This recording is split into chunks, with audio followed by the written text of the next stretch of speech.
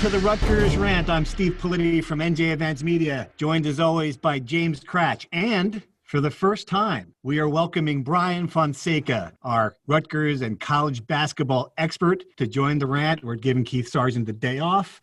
Brian, welcome to the Rutgers Rant. How you doing, pal? Steve, long-time listener, first-time participant. I'm really happy to be on, and it's an honor. This has got to be a career highlight for you. I mean, people have waited to do this podcast their entire lives, and here you are already at this stage of your career. All right, so it's not really that big a deal. But hey, it's going top of my resume for sure. I was just letting you hype me up as long as possible before I went in there. So updating your LinkedIn page, is that what you're going to do when you're done with this? That's good. I'm doing it as we talk right now. Wonderful. Well, you've had a lot to certainly follow with the Scarlet Knights and this start for the basketball season. We're going to talk a lot of basketball today. We're going to do some wrestling in the middle of the show. Cratch is going to take it away for a while and preview the season. And if you're one of the football only Rutgers fans, stay to the end because we certainly will have some football. But we got to start hoops. I mean, this has been a fascinating Rutgers basketball season. Rutgers last game, a 2-point loss to Iowa, a heartbreaker, one possession game, as Steve Peichel said. And I got to tell you guys, this is the first time since the pandemic started that I've really, really missed being in an arena. I mean, the rack would have been crazy for this game. Just the back and forth nature of it, some of the high level plays. And I kept on imagining what the sound would have been like, when Ron Harper hit, he 3 straight 3-pointers, one deeper than the next, when Geo Baker was throwing up those alley-oops, to Miles Johnson. And at the very end, I'm curious if this game would have been a game that was different had, especially with Iowa shooting free throws, and they're shooting free throws now into cardboard cutouts, instead of a packed student section. Brian, do you think that game might have been a different outcome if we had a full rack? Yeah, I think the rack is worth at least 4 points, right? Based on what we saw last year. And I mean, to your point, that place would have been nuts the entire night. Not just those highlight plays you mentioned, but even watching Dean Reber go up against Luka Garza and holding his own, fans would go nuts. And some of these crazy, breathless defensive possessions where they just pushed Iowa, which is clear now after I watched them live, the best offense in the country. They held them deep into the shot clock multiple times, and you could just tell when that shot clock was down 10, 5 seconds, the place would just be rocking. So I agree with you. I've been to every game at the rack this season, and this is the game I have missed the atmosphere the most. It would have just been, it would have been electric, and I do think they would have won that game had there been a packed rack. Right, and it's just such an entertaining game, and you're right about Iowa. I mean, Garza he's just a monster. I don't, I'm stunned that he didn't go pro. I guess, I think he's going to be a pro, a very good one. Cratch, watching that game, it looked like for a lot of it, they had Garza under control. But at the end, there's just a few moves he made. He made that one little dipsy-do, one-handed layup where he drew the foul. That's just not a defensible play. I mean, he's just the best player in the league. No, I thought it was more important, and Rutgers had success in this. Yeah, he's going to get his points. He had 25 points. He's averaging, I think it was 27.7 coming in.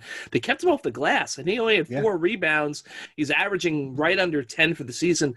I thought that was key. I mean, look, I think that the other thing, too, is that I know college basketball enthusiast John Rothstein, tweeted Miles Johnson was the most underrated, unheralded, whatever it was. Like, all those adjectives, let's get rid of them now. I think the world knows who Miles Johnson is. Double-double, play extremely well, stay out of foul trouble. As Brian mentioned, Dean Reiber, kind of the spunky, dynamic duo they had. He came in there, was feisty, gave him some good possession. So, yeah, I mean, look, I agree with you guys. I think if this game was at the rack in normal times, towering inferno type game, Rutgers wins the game. But then again, I think to myself, they held Luka Garza on the glass, the 4 rebounds, they lose by 2. If he has a better game, what does that game sort of look like? But I think the biggest takeaway I had was I tweeted this, Big Ten championship, Final Four. That has to be the 2 goals for this team. Yeah, and I totally agree with you on that. That this, I'm going to put this to you, Brian, as your first challenge. We like to challenge the panelists here on the Rutgers Rant, so I'm going to give this to you. Do you look at that game more as, they're up 7, that's, they're at home, that's a missed opportunity game? Or do you look at it as, that game is proof that this team really can compete with any team in the nation? You can't, it's not either or, it can't be both. Which one was your bigger takeaway in that one? I mean, both are true, but I guess I definitely take more of a blown game angle because they held them 17 points below their average. They were relatively quiet from three. Jordan Bohannon hit a couple of threes, but they kept their two best shooters. I think they were combined 1 of 7, CJ Frederick and Wieskamp. You guys mentioned they held Garza. Holding Garza to 25 points is pretty good given, he scored 30 against Gonzaga and he's playing probably some of the best basketball in the country. So if you do all that on the defensive end and it comes down to shooting 33% on free throws, Right. missing 13 layups, if you hit, if you shoot mediocre from the free throw line or you hit one more shot, around the rim, you're talking about a team that's going into the top 10 in the AP this week. And really, I mean, people are starting to pay attention. I think if they beat Iowa after already beating Illinois, like this team would really, really get into the national spotlight. So I guess if you're making me pick, it's definitely more of a blown opportunity, but they did show that, if you could compete with Iowa, you can compete with anybody in the Big Ten, I think. I'm sort of flabbergasted by the free throw thing, and it was a problem last year, obviously. My problem is that this year, how is it possible that a team has 3 players who I'd rather shoot a contested three-pointer than a charity stripe? I just don't understand it, I mean, Ron Harper now, they looked it up today, he's 48.3% from three-point range and 56.6% from the free throw line. I know that's below his average. He'll be better than that. And it's just not shooting them, Cratch. I mean, they're not getting to the line enough. I mean, do you think this is this team's Achilles heel? Yeah, I mean, it's been this team's Achilles heel. It's been an issue for years now, I think. At this point, I tend to think, no, look, they're not getting to the line enough. I know there's a large segment of our listening base that is going to feel there's a vast conspiracy emanating out of Rosemont, Illinois against the Scarlet Knights. Stephen Bardo. I'm about to say it's not just it's not the fan base. I mean, this is that's just wild to me. Like, first off, like, quick side tangent. The fact that like one of the BTN's like top analysts just like does this like freewheeling, podcast on Facebook before the games where he's just swearing and like throwing out all this. I mean, like, I'm just saying, like this 2020, 2021, man, crazy. No, I mean, look, I think the officiating is a thing. I think that this year it's tougher than other years to kind of probably pinpoint officiating trends just because, one, I think you saw it with Bo Borowski back in the game. You're going to see, I think, a lot more of the same faces each game as they're kind of trying to keep these guys regionalized, to prevent as much unnecessary travel as possible.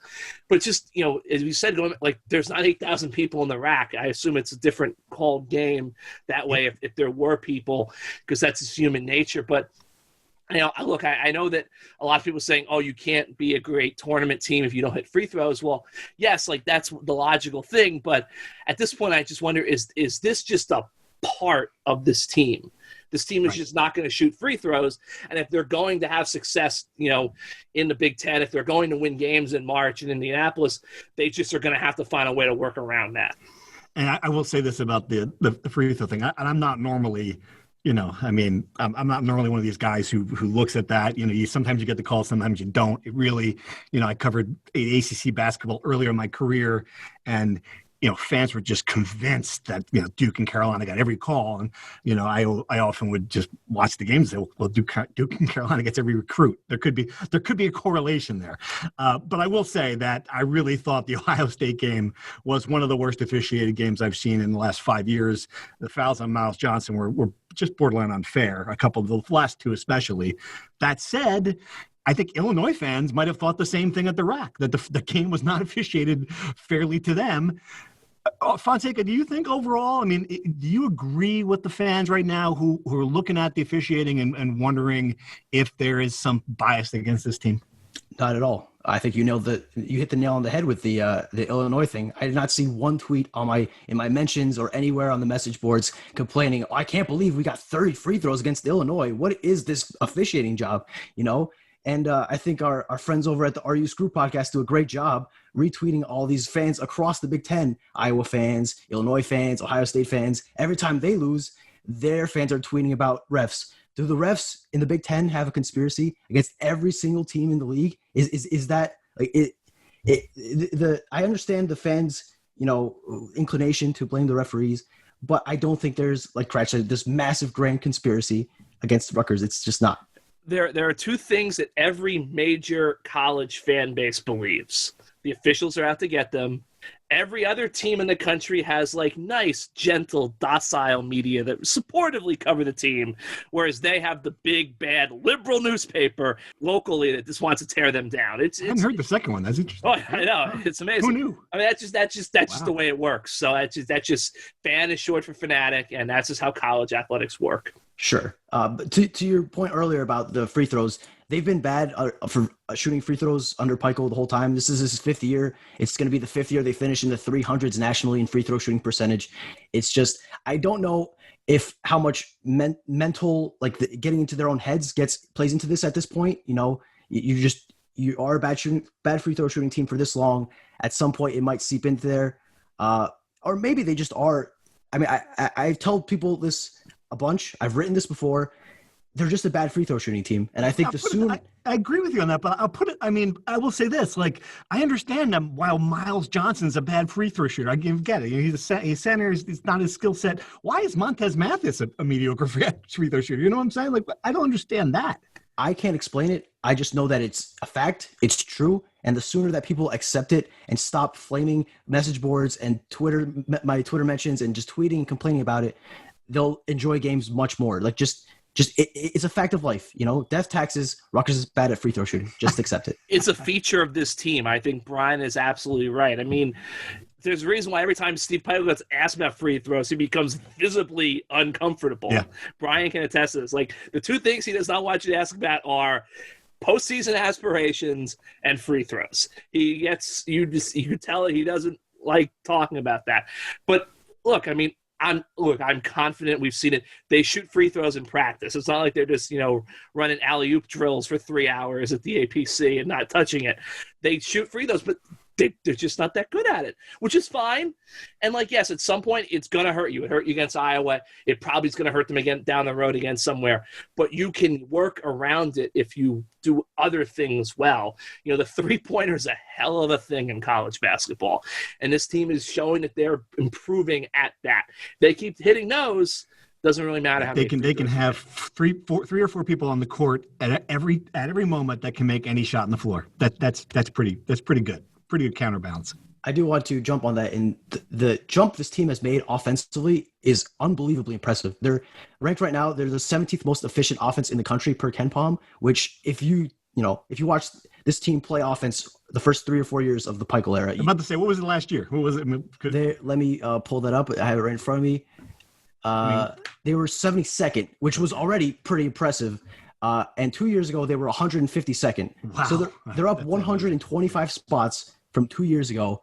And even if you look at the 3-point shooting, they're shooting 39% from three so far, and they lead the Big Ten in conference play. They're 43.5% from three in conference play. That is I think if you told Rutgers fans that 2 years ago, they would have passed out. Of course. 2 years ago, you go to the Rock and you couldn't buy a basket. They had great defense. These games were what were they? 55, 53, you're going, Right. And that's a good jumping off point for this. So we're 9 games in. They still haven't played with a full lineup. I don't think I know Steve Pikiell hasn't found his rotation yet. He's still experimenting. You've got Caleb McConnell back. I think that's a huge, once he gets back into the rhythm of playing. He didn't look quite himself in that game against Iowa, but he's a big reserve who can do a lot of things for you. The freshmen he's still trying to figure out when to play them. Ron Harper Jr. looks like a Big Ten Player of the Year candidate. I mean, give me a sense. Is this team where it would want to be at this point? And what is other than the thing we just talked about, what is the concern right now about where this team stands? Yeah, I think we've already discussed free throws. It is what it is. That's not going to get much better. I think they'll get a little bit better free throws and they'll regress slightly in their shooting. I don't think Ron Harper is going to shoot 48% from three and Rutgers isn't going to finish 39% from three, but they'll stay decent there. If I had to pick out a worry, I'd probably go defense, which has not been bad. I'm not saying that, but given they were 6th nationally in efficiency last year on the defensive end, they've dropped to 28th. And they've had, there's some suspect games. They're ranked, I think, in the hundreds in points per game allowed. So it's not terrible, but I'm sure it's nowhere near where Steve Peichel wants it to be, given that last year when they were, sixth in the country, he was saying he wasn't satisfied. So if I had to pick one spot other than free throws, it's that. But to your point, I think given that they've had 5 guys miss games with injury this season, they've been banged up. Cliff O'Murray's been out all of Big Ten play. I think they are pretty happy with where they are now in terms of record and where they are in their rotation. Right. Nine games played, 3 quad 1 wins. That's not bad. Kratz, what do you think? Anything you want to add to that? No, I think the big thing for them is they got to get Big Cliff back as soon as possible, because if he's out, the longer he's out, the more every game becomes just what it was last year. If Miles gets in foul trouble, you don't have much behind him, that's proven. And then, too many times last year, they were held hostage by his foul situation for large stretches of games. I think that if you don't get Cliff back sooner, you're risking that you're going to have that same thing, just a vicious cycle repeat itself. All right, guys, let's jump into true false. Now, Fonseca, if you've listened to the podcast in the past. Every single episode. Every single episode. Wow. Every single episode. Twice.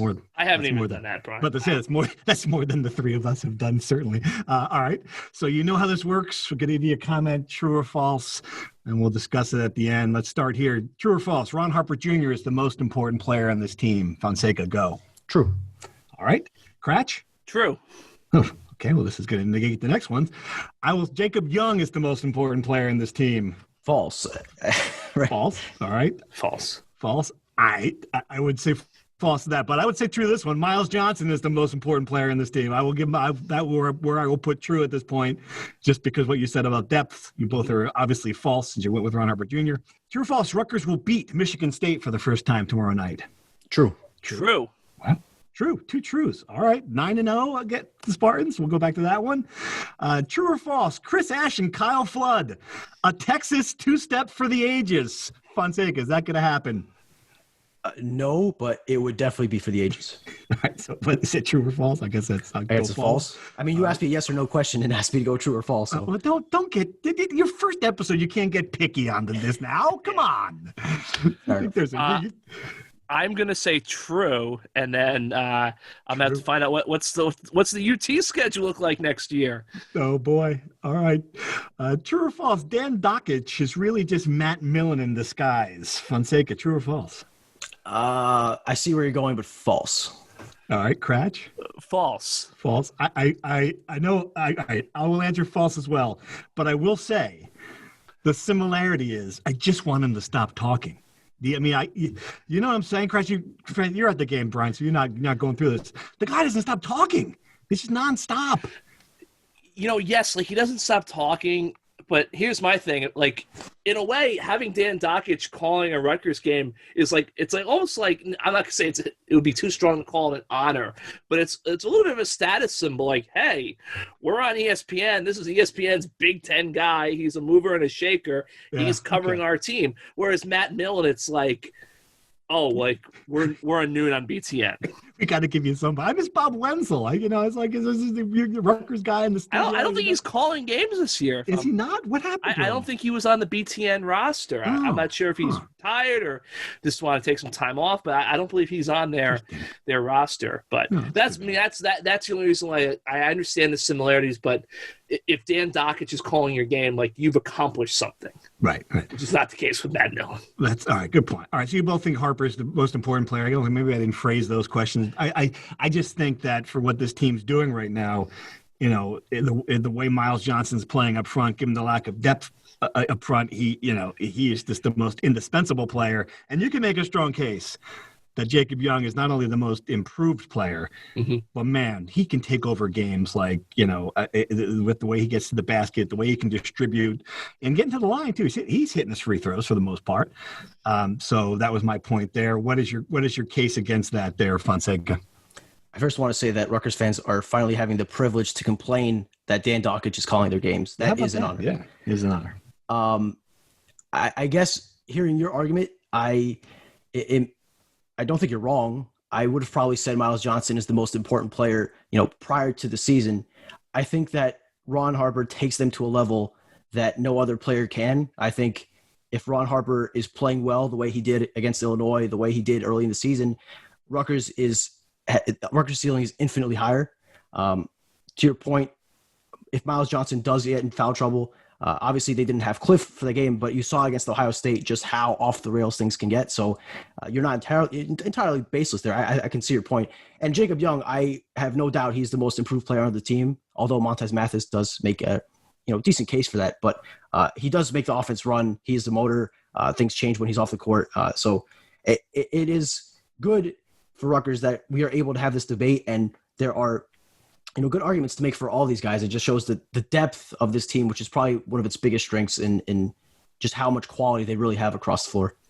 Absolutely. What I come back to is like, all right, let's say Rutgers is in the Elite Eight. They're playing Gonzaga. The only way they're going to win is if someone on that roster scores 45 points that night. Ron is the guy I look at and say, okay, like, yes, Miles might be the most critical. Gio might still be the guy who takes the big shot at the end. But, like, Ron Harper is the one guy on the team where I say, okay, this kid could score 45 points tonight and put the team on his back. All right, so the Chris Ash and Kyle Flood thing. If you're not following this, it's okay. The holidays happen. Tom Herman sort of unexpectedly got fired. I mean, you can make the case once they went through for Urban Meyer that Texas had no choice but to make the move on him, since it's really hard to go back to that relationship at that point. Hired Sarkisian down there in Texas. So the theory, I think, is that Sarkisian would keep Chris Ash in some role there. And would bring Kyle Flood with him as what would he? So, Cratch, what would he bring Kyle Flood with him as? He's not an offensive coordinator. I mean, that's so apparently. I mean, so just to kind of date back, Steve Sarkisian, after he had the alcoholism issue at USC, he was an analyst at Alabama. His first on-field job back was with the Atlanta Falcons, which is where Kyle Flood had his soft landing spot with Dan Quinn after he got fired at Rutgers. Yeah. So apparently they developed kind of a relationship there. Now I think Sarkisian goes back to Alabama, then Flood goes to Alabama. Now I don't think that was tied. I think Saban hired Sarkisian because the guy knows what he's doing, and then it just happened that Kyle Flood is a Jimmy Sexton guy, so the Nick Saban coaching rehab, school. He got Kyle got the next scholarship there, and I think, but it sounds like Sarkisian and Kyle have a good relationship. So Sarkisian's going to Texas, and real quick aside, one of the craziest things I think about this coaching cycle is yes, you had to probably get rid of Tom Herman, but for Texas and Auburn to have both opened, paying massive buyouts, and for them to not hire surefire national championship winning coaches blows my mind. It's incredible. I always thought that those were two jobs where you only make a move if Urban is coming. And they both, it doesn't sound like Urban was ever fixed in the mix at Auburn. You didn't get them. But then, so I guess the theory is since Sarkisian's going to run the offense and he's buddies with Kyle could come over and be his offensive coordinator and offensive coordinator at Texas is basically a title. I assume Kyle would work with the offensive line. And then Chris, look, we've written and said many things about Chris Ash. He's a good defensive coordinator, a very good defensive coordinator. I don't know if he's as good as Urban, I don't know if he's the best one in the country, but he's up there. So I think it would make sense for Sarkisian to keep him at Texas if he doesn't have a defensive coordinator in mind. But at the same time, Brett Bielema now at Illinois, we know Chris likes the Big Ten. We know Chris is close with Brett. Brett needs a defensive coordinator. Maybe Ash ends up there, which would be great because Rutgers plays Illinois next year. So that would be a sexy, sexy matchup. But yeah, it would be kind of wild if Flood and Ash both end up at Rutgers. Not at Rutgers, at Texas. Again, James Cratch on a plane to Austin, Texas. That's what that would mean. I bet you I wouldn't even get credentialed. The state of Texas refused to fulfill our Oprah requests for FOIA for Chris Ash's contract. Texas has this great trick where they just write a letter to the Texas Attorney General, who then just rejects everything. They just literally make up the law on the fly. So, reporter from New Jersey wants something? That's against the law. Love it.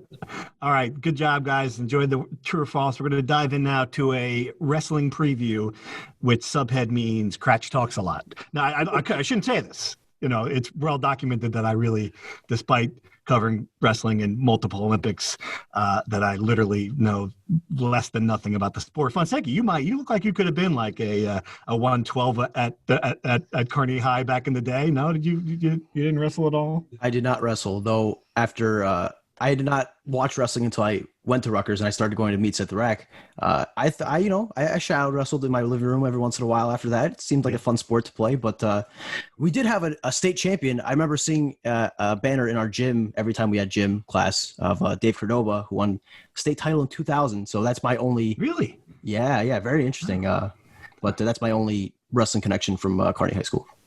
All right, so.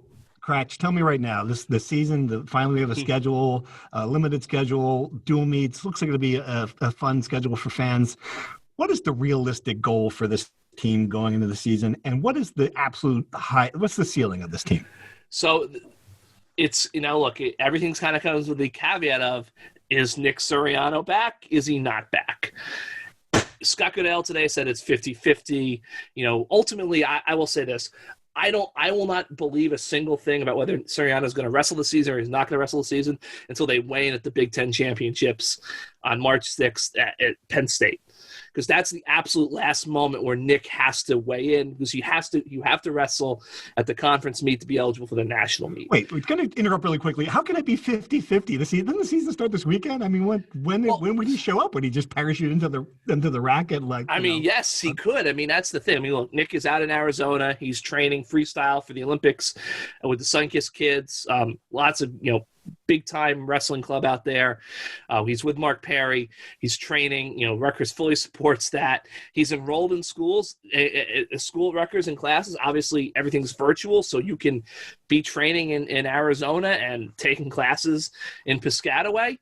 So, look, I think it's going to come down to, Scott indicated that if Nick is going to come back, they want it to be good for the program, which would mean Nick competes, the way I read it, in some of the dual meets this season. Obviously, he's not going to wrestle on Friday night against Michigan. I don't know if he's anywhere close to a full season, but it sounds like at this point, they want him to be back before the Big Ten tournament. Now, he doesn't have to show up until the Big Ten tournament. He can literally step on the mat. He might be seeded 14th, but Nick Suriano is going to qualify for the national tournament if he goes to Big Tens. I mean, he's training like an animal out west. So is that fair to whoever's currently wrestling at that weight class? I mean, just that. Well, no, but that's their factors. You don't really know. Right? I mean, look. It helps that everyone gets a free year. So you're not losing eligibility, if that happens. We also don't really know if Nick comes back, what weight is he going to go at? Obviously, he was at 133 when he won a national title 2 years ago, but his Olympic weight is 57 kilos, which is basically 125 pounds. So would he want to wrestle 125 because the trials are only going to be a couple weeks after the national tournament? So, look, if Nick comes back and he wrestles 125 and they put out their best possible lineup with Suriano at 125, Sammy Alvarez at 133, Sebastian Rivera at 141, this team could finish top 4 in the country and win an NCAA team trophy. If Nick comes back at 33, I think they've got a shot to be in the top 10. If Nick doesn't come back at all, I still think they've got a shot to be in the top 10. Sebastian Rivera is number 1 at 141. He's a bona fide national title contender. Sammy Alvarez can get to the podium. Billy Janzer can get to, a lot of these guys. This is depth-wise, this is the strongest Rutgers team they've had in a long time, maybe ever.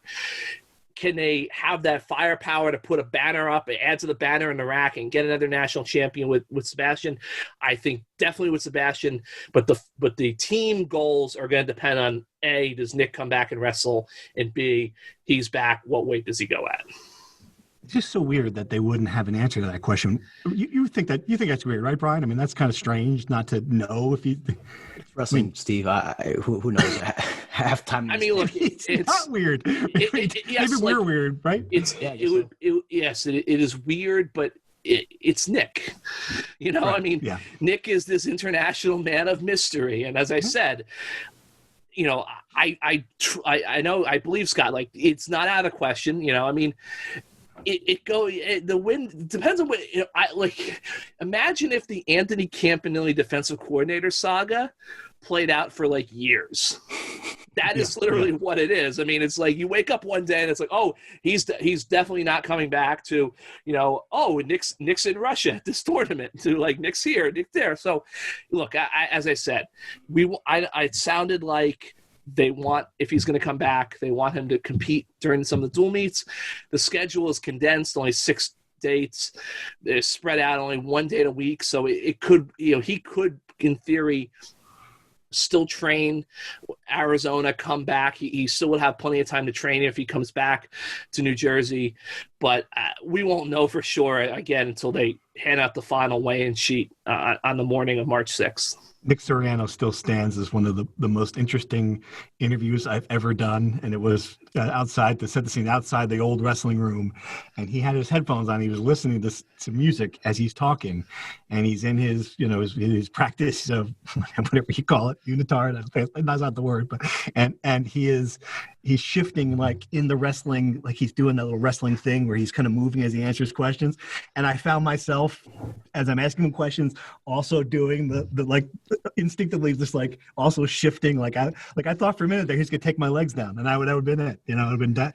I double his weight, but he would take me down in about like 3 seconds. I will say for all of the kind of pomp and circumstance that follows Nick and the excitement and the intrigue, the bottom line is this. He was the beat the streets in 2019, right after he won a national title. He hadn't wrestled freestyle in years. He went out there. He beats Joe Colon, who was a world bronze medalist. He's been training for 2 years. No matter whether he wrestles for Rutgers or not this year, with his defense, and if he adds offense from training the past few years, he has a legitimate chance to win the team trials, go to Tokyo, and potentially win a gold medal there, which is amazing. Of course. So I think that's the thing that you can't lose sight of. This is a guy who might, I don't know if he's got as great of a chance as, as terms of Sydney, but this is a guy who could definitely win a gold medal. Same for, Sebastian Rivera is going to compete to be on Team Puerto Rico. Anthony Ashland obviously is going to bid. He's in a very tough weight class at the team trials, but, Nick can legitimately win a gold medal, and I think that's his goal. And it's his goal, absolutely. He wants to focus on that, but at the same time too, he's got 1 year of eligibility left, no matter what. This is this NCAA free year.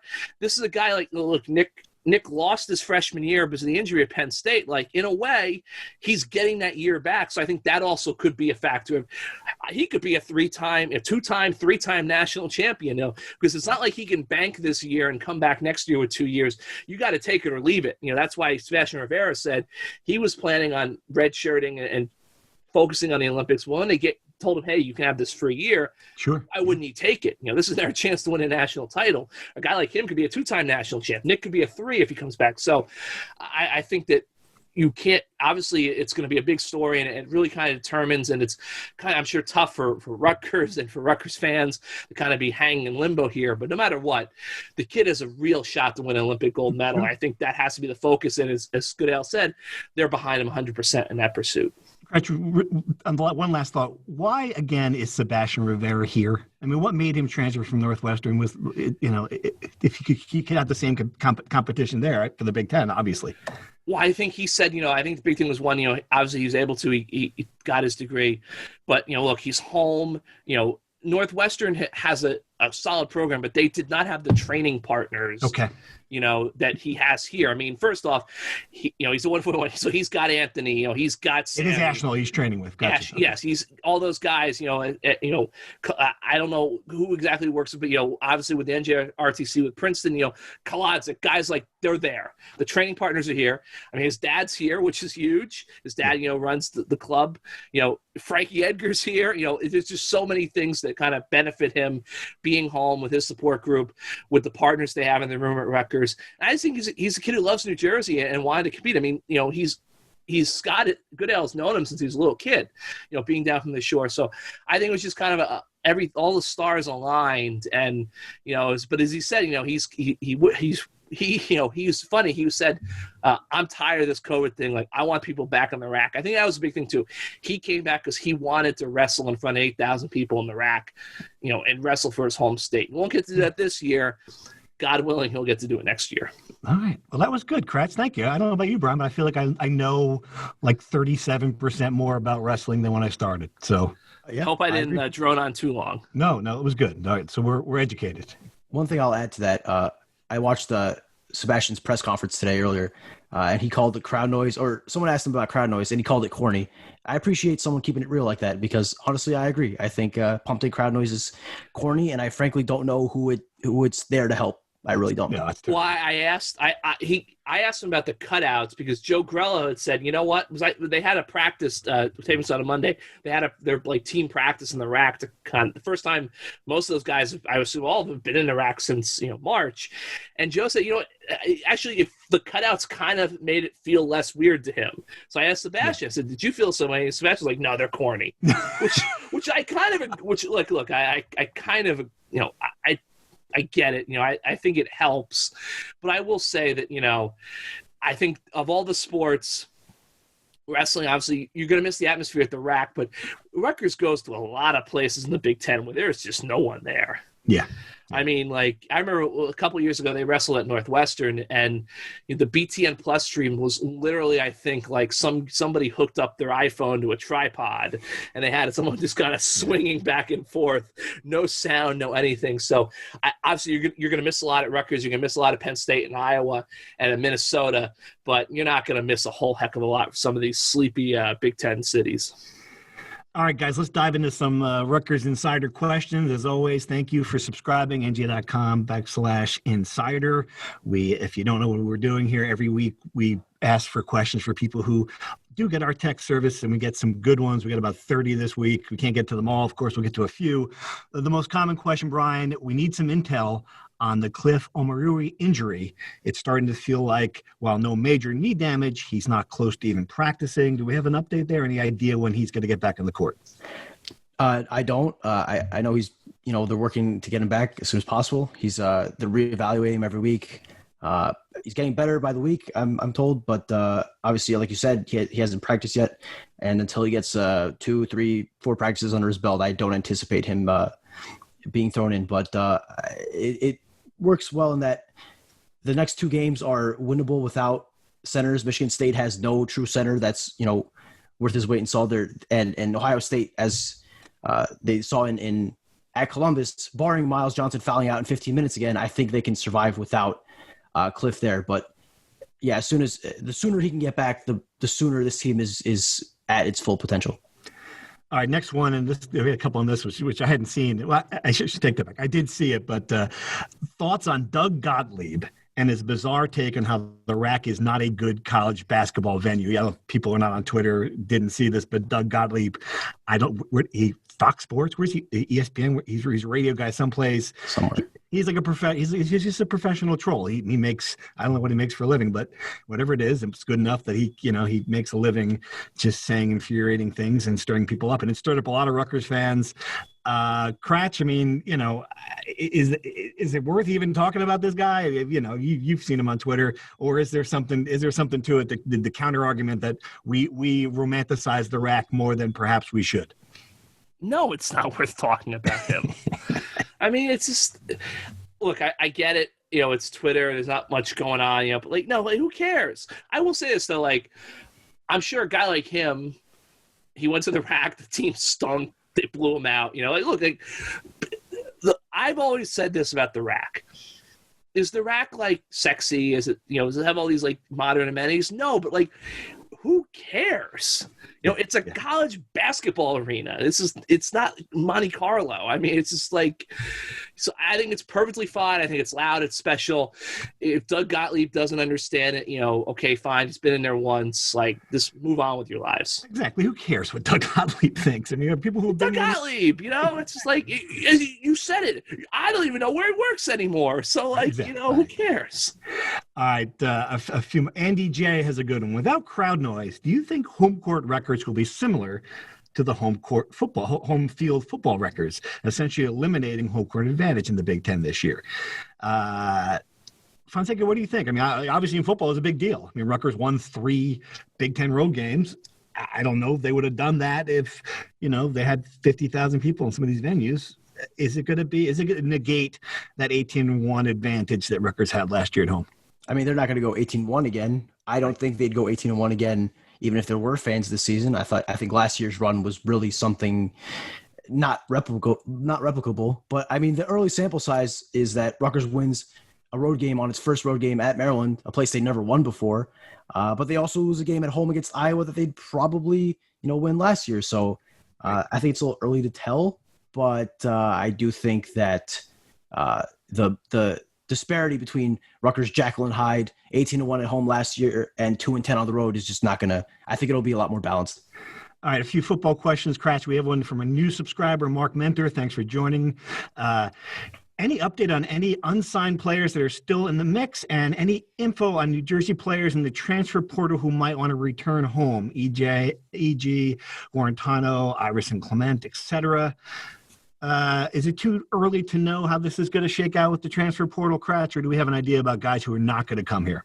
It sounds like, we had said it when it happened. I don't think they're in on Clement. I don't think I would be very surprised if Guarantano ends up here. I think we discussed that on a recent podcast.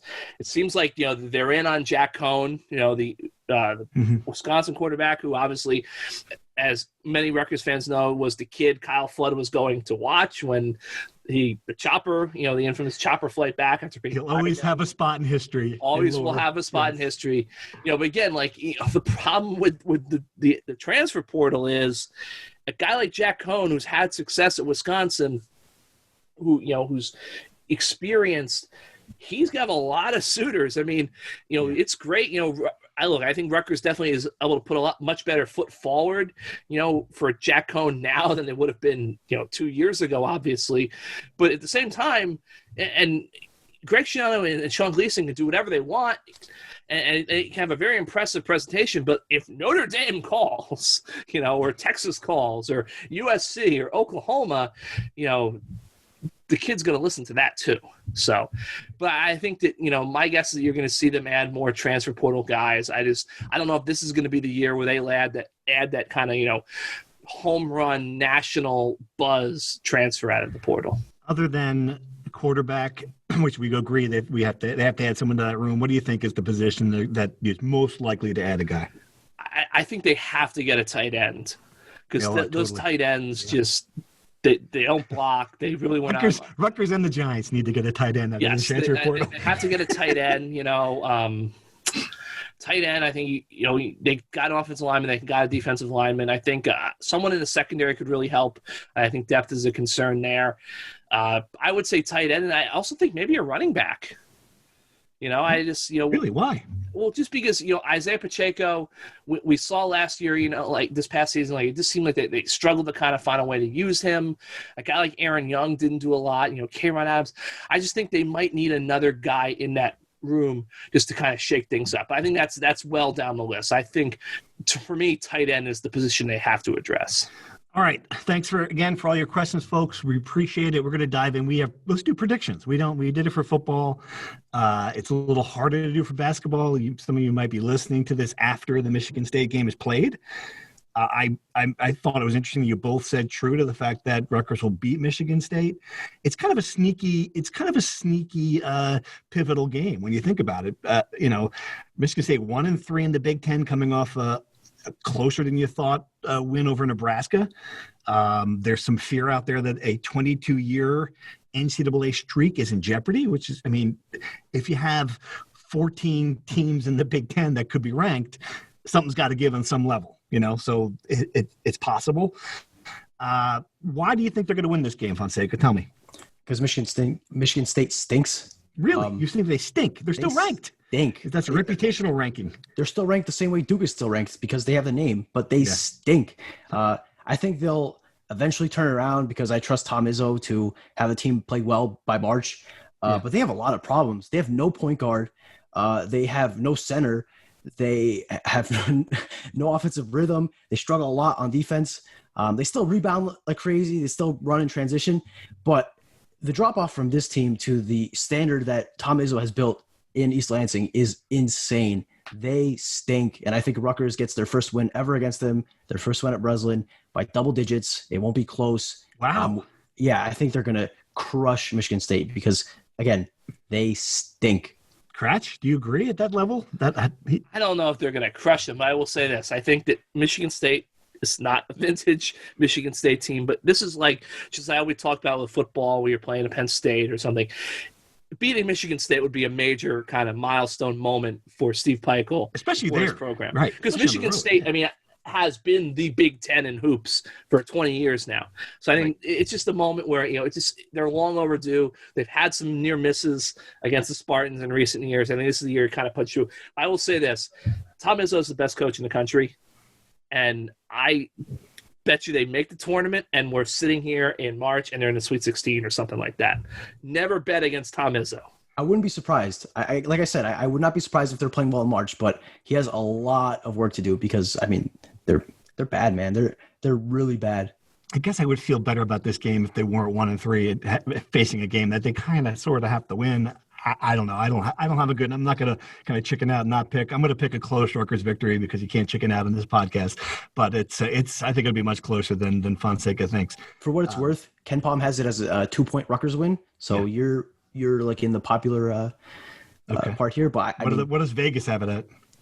Vegas, the line hasn't come out yet, but Vegas usually follows Ken Palm's lead, so it's probably going to be Rutgers -2. Rutgers could be favored on the road at Michigan State. Yeah, I find that hard to believe, but wow. Okay. Yeah. All right. While you're looking it up, this is interesting. So I looked at this day. 7 of the next 9 games for the Scarlet Knights, as of I didn't look at the rankings today, but as of the rankings a few hours ago, are against ranked teams, and the other 2 are at Penn State and at Indiana. I mean, that is an incredible schedule. And I get it. You probably wouldn't have thought that you'd have 2 ranked games with Northwestern. You probably wouldn't have thought that Minnesota would be ranked, but they are. I mean, that is a grueling. What do you think if you're going to go over those 9 games? I'll go through them really quick. It's at Michigan State, obviously, Ohio State, at Penn State, Wisconsin, at Indiana, Michigan State, at Northwestern, Minnesota, at Iowa, Northwestern, at Michigan. I mean, what's the best case scenario to get out of that buzzsaw record-wise, Brian? What do you think? Ken Palm has them going 7-3. I think they can, best case scenario, they go 8-2. Games that I would be worried about are Wisconsin, who I think is probably the best team in the Big Ten. It's tough to win at Indiana. Minnesota is really good. Like you said, they're a surprise team. They have probably the best point guard and shot blocker in the Big Ten, but they have arguably the worst coach in the Big Ten, so that's a wash. That's at home as well, so you think they would win that one? Right. I think best case scenario, 8-2. I would probably, if I had to bet on it, go 7-3. But to your point about them being ranked, Michigan State's probably going to fall out of the rankings after this week. Ohio State already fell out of the rankings. But I agree. The first half of the schedule is brutal. The second half of the schedule eases up a bit.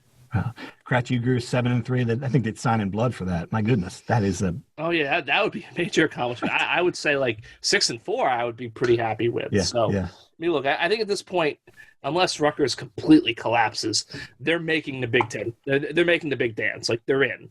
They just have to kind of rack up a resume, try to play for seeding. Kind of keep the thing. Never get too high, never get too low this season. I think that's a big key for them. And if you go 6-4 in that stretch, I think you're doing pretty well for yourself. One thing to keep in mind is, sorry, just really quick. One thing to keep in mind is like Rutgers is going to be favored in a lot of these games. Like Rutgers is really, really good, which is hard to. I mean, given the fact that we've been watching this team be awful for years, it's hard to mentally get in that space. But Rutgers is really, really good, and the way that Michigan State and Purdue and all those teams would come into the rack and be a favorite team, I think Rutgers is that way for most teams in the Big Ten this season.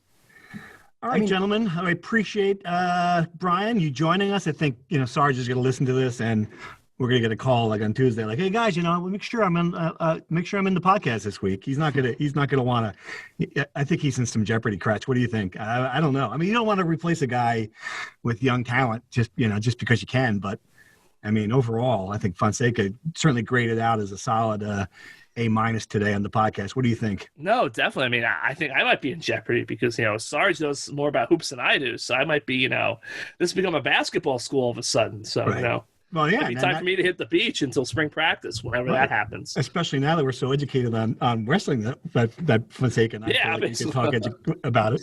See you in March, Exactly.